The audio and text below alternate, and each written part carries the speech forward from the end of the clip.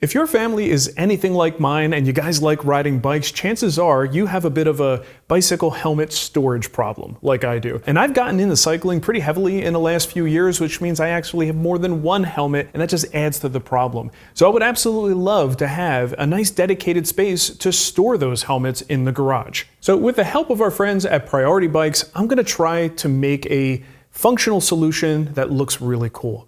And I don't even know exactly what it's going to be yet. This is one of those times I'm just kind of diving in and I'll figure it out as I go. But I've got a little bit of an idea and I got some tools and I've got some wood, and I think sometimes that's all you need to move forward. So let's get into it. I've always wanted to make a piano-style coat rack, and I think we can borrow that concept for this project. The little arms will flip down to hang the helmets, and the whole thing will be on a long French cleat. So that's about all I need to do in SketchUp to get going. Make it look heavy. Make it look heavy. I've got some nice white oak that I think will look pretty good for this project. I actually plan on doing some laser engraving on this thing, and the light to medium brown color of the white oak should provide a nice contrast. Now I know people love making jokes about taking these little baby passes at the miter saw, but these boards are pretty wonky. If I make a full depth cut in one go, there's a real good chance that I'm going to have a kickback, so I'll make a few passes and leave the pee-pee in my bladder. For now.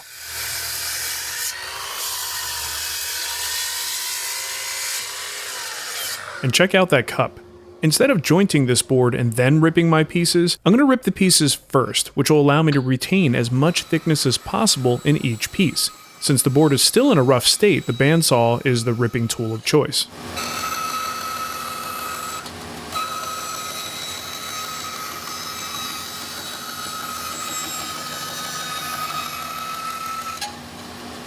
That's some good kindling right there.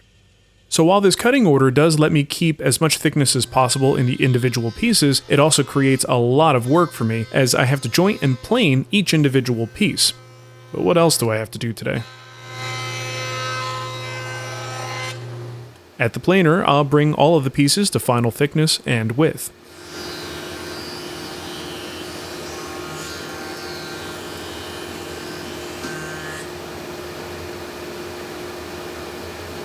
Back at the miter saw, I'll cut each stick into two pieces. The pieces that I need for this project are only 7 inches and 6 inches long, so keeping 2 per stick made it a lot safer to mill at the jointer and the planer.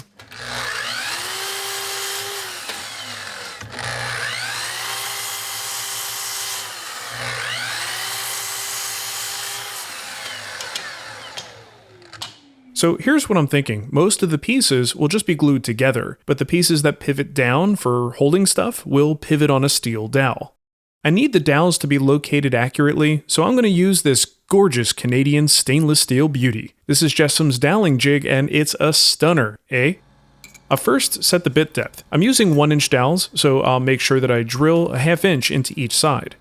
Now I need to know where to drill, so I set up all of my pieces with a piece of scrap as a straight edge, and I'll place hey dummy marks on the pieces that need the dowels.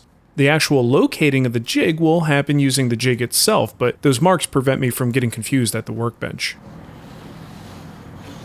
For the shorter moving pieces, I'm just making the jig flush with the bottom and then drilling the first hole.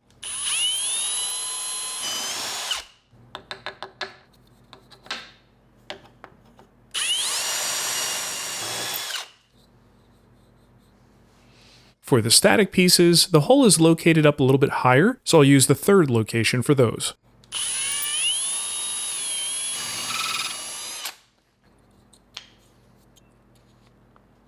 After doing a set freehand, I decided the situation would definitely benefit from some clamps. Generally speaking, anytime you use a dowel jig, it's good to use 1 or more clamps for best results. So now I'll put my metalworking hat on and cut some steel dowel rod into 1-inch lengths.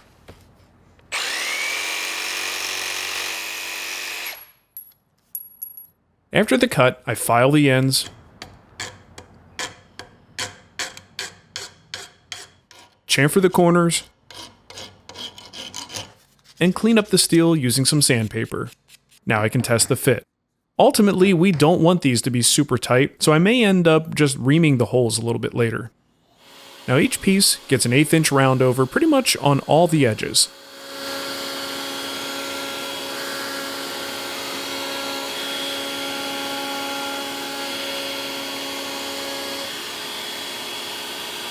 And now I can glue the static sections together. I just do one at a time, and while it might look like overkill, using a small set of cauls is really helpful for keeping these pieces dead flat. We really won't be able to flatten them after this point, so a belt and suspenders approach is always a good idea.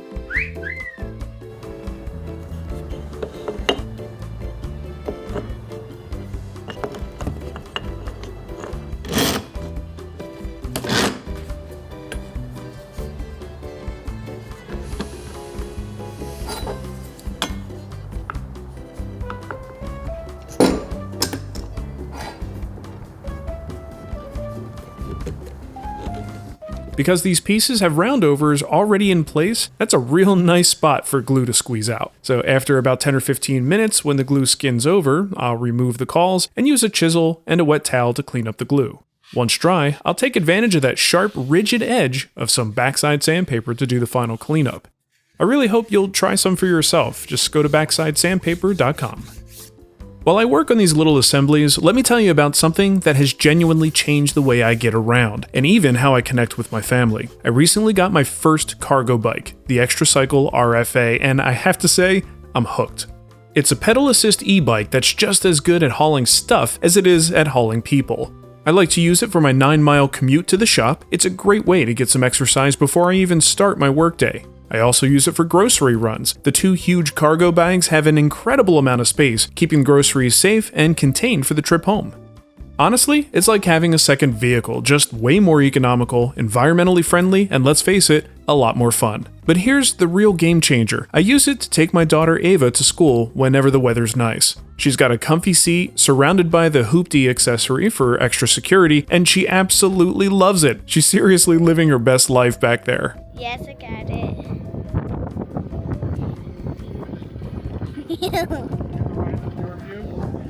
She loves it so much that on rainy days, she complains that we can't ride. Rain, and go away. Come again another day. I want to ride the bike with my dad.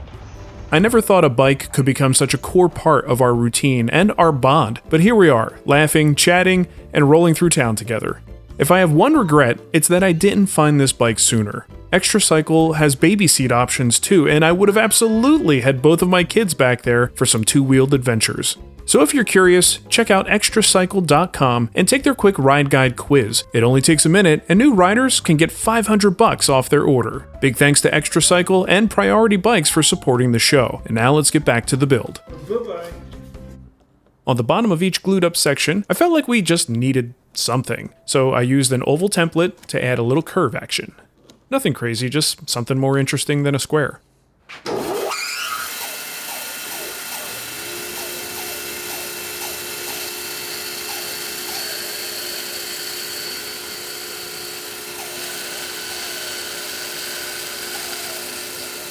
As I was building this, I actually had a little bit of trouble deciding on the actual order to do things, so if it seems a little bit disjointed at this point, that would be why. To that point, I'll make a 45-degree cut at the table saw to make my French cleat. I need this now as it's going to help with the final positioning of our parts.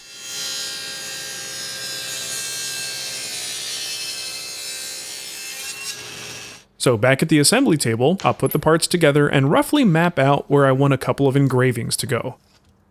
The blue tape is just there to kind of help me visualize the safe zone for each logo.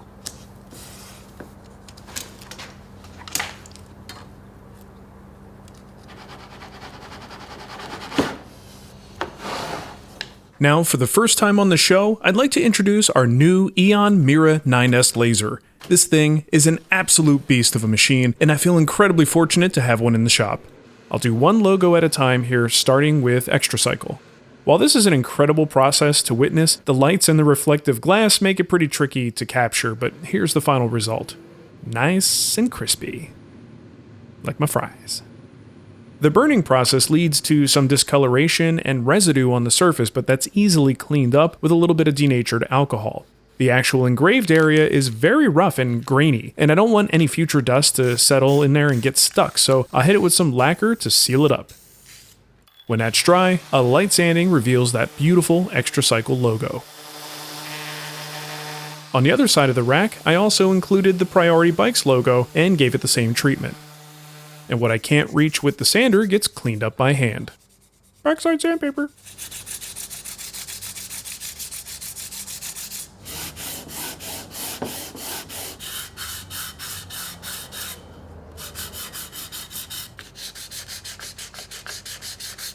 So a critical element of how this thing functions comes down to a stop. When the arm rotates out, what's going to stop its travel? Well, the simplest solution I can think of is to utilize the French cleat. So I just mocked it up and moved the wall side of the cleat to a point that it gave me the angle I wanted, and then marked its location.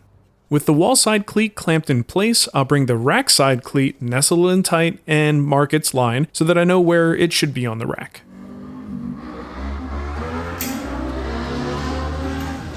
I live my life a quarter mile at a time. I live my life a quarter pounder at a time. Now I often see these coat racks relying on friction alone to keep the moving arms up, but I think I want to add something that's a little more secure, like magnets. I just mark the location of each arm and drill some holes for magnets at the drill press. I like to glue these guys in with epoxy, and I use sandpaper to rough up the smooth surface of the magnet, and that gives the epoxy something to bite into.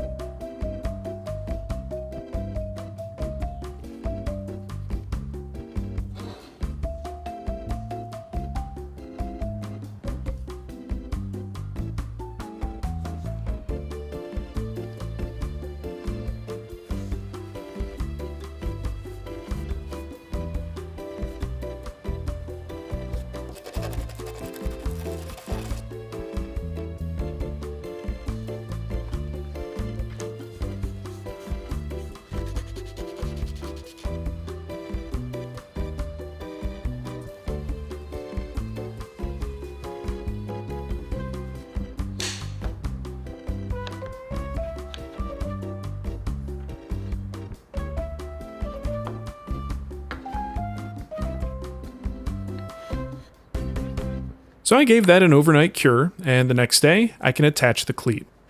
Cool thing is, the magnets pretty much dictate the final position, so I just clamp the cleat in place and then start drilling some countersunk holes.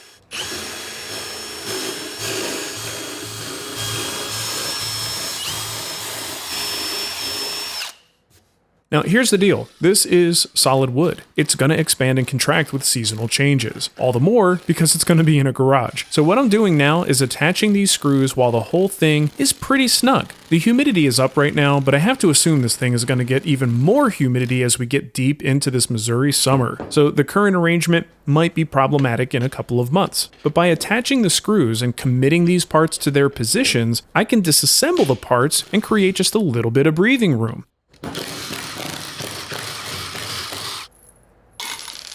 Each arm and the surfaces that join the arms will all get an additional sanding on the edges. That should ensure a slightly loose fit. If it gets a little tighter in summer, well, we have a little bit of extra room. And when it gets drier in winter, they're definitely going to be loose, which just isn't a problem at all. Before we can do the absolute final assembly, I want to apply some finish to the parts. This is much easier to do now versus after the cleat is attached. This is just a single component hard wax oil that's not out yet, and it's like super secret and stuff. Once that finish is dry, I'll add some wax to the moving parts and the dowels themselves.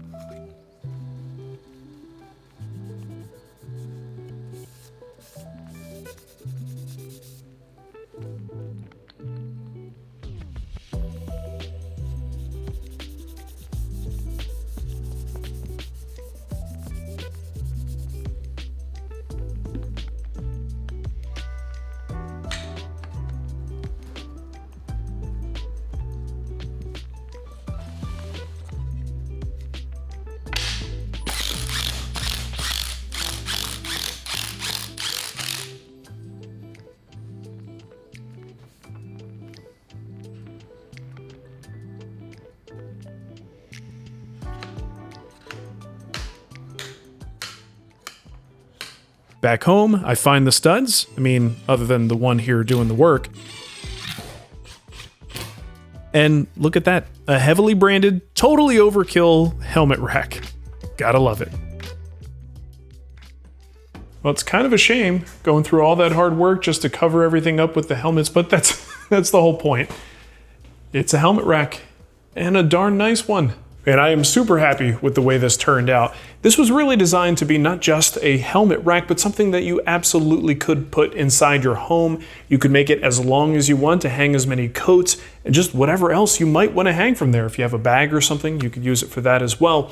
Now in my case, this one only holds 4 helmets, but I did include the extra little pull downs because if you do use it in the house, you might want to utilize those. And even here in the garage, these might be good for cycling glasses or gloves or something like that, or other things. I've got a lot of stuff for the kids hanging around in this garage, and it's nice to have options for where to hang them. But for these 4 helmets, I think this looks awesome. I'm super stoked about it. I want to thank the folks at Priority and Xtracycle for working with us on this one. I know that's kind of an unusual sponsor, but if you know me, you know how much I like exercise and how much I like cycling and bicycles. So it's a natural fit for me. Hopefully it encourages you guys to get out there, and whether it's for fitness purposes or just to get closer with your family, it's a great thing to do. You'll have to check their stuff out. All right, so thanks for your support, everyone watching, and thank you for your support, Priority and Xtracycle, and we'll see you guys next time.